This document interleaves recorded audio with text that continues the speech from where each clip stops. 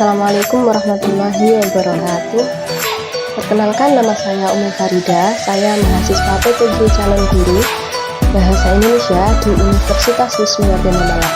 Nah, kali ini saya akan menjawab topik 5 pada aksi nyata, yaitu pada mata pelajaran literasi lintas mata pelajaran. Selamat menyaksikan.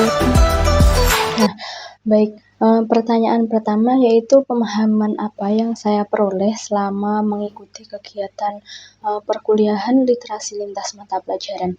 Nah, berdasarkan refleksi yang saya lakukan ketika mengikuti perkuliahan ini terdiri atas 5 topik. Yang pertama yaitu topik tentang literasi lintas mata pelajaran.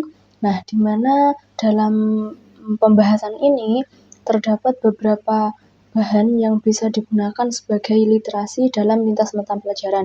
Contohnya seperti grafik, tabel. Nah, itu bisa digunakan dalam literasi pembelajaran bahasa Indonesia, misalkan dalam teks laporan hasil observasi atau dalam pembelajaran matematika.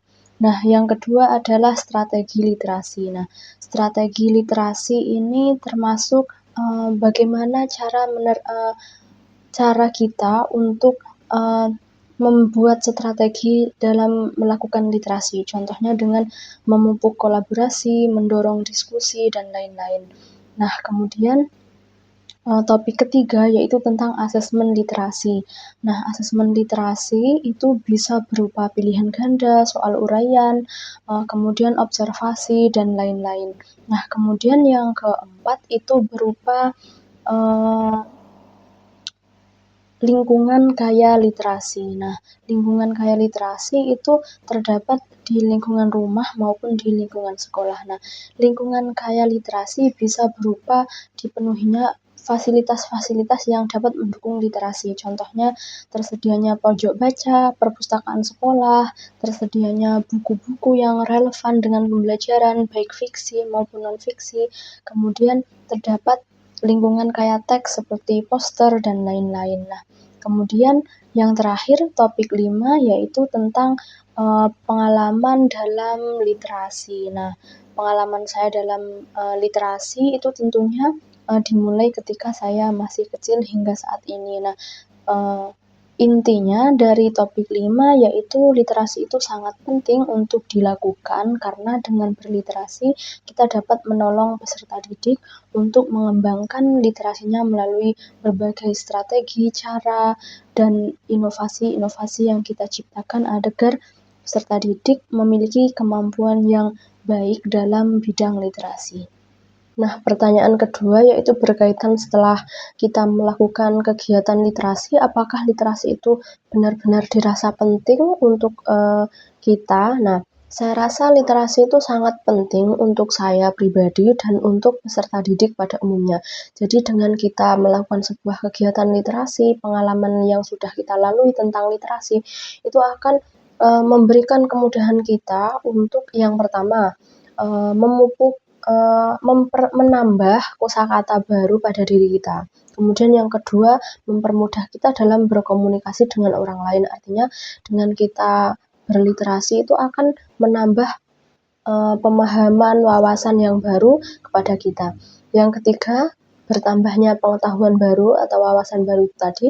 Yang keempat adalah menumbuhkan imajinasi dan kreativitas dalam diri kita. Jadi dengan berliterasi itu memang sangat penting sekali untuk kita sebagai calon guru.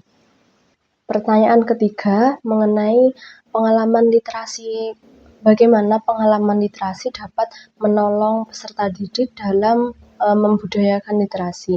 Nah, dengan pengalaman yang saya miliki dapat mendorong budaya literasi peserta didik dengan yang pertama, saya dapat menjadi peran model. Jadi, sebagai seorang guru, saya bisa memberikan contoh yang baik terkait kegiatan literasi. Jadi, kalau saya menyuruh siswa untuk berliterasi, saya pun juga akan melakukan kegiatan literasi. Kemudian yang kedua, memberikan umpan balik yang positif terkait kegiatan literasi. Jadi misalkan saya memberikan saran, masukan, dan lain-lain terkait kegiatan literasi siswa.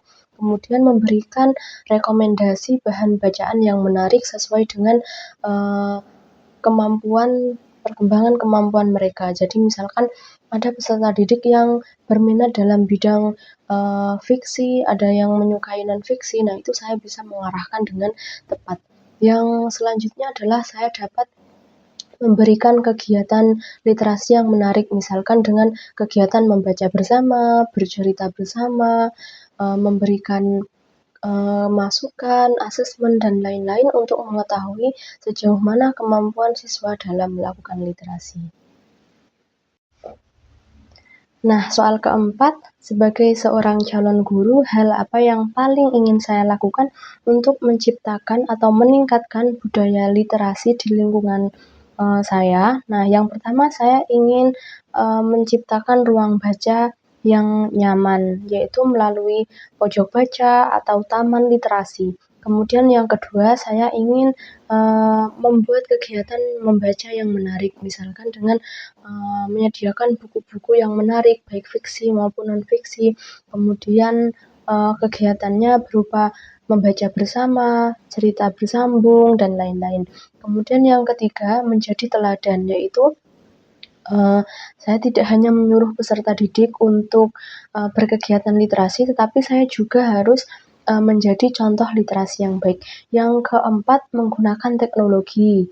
Saya bisa menggunakan Instagram, TikTok, kemudian Twitter, Canva, dan lain-lain untuk membuat sebuah konten yang dapat meningkatkan kegiatan literasi peserta didik.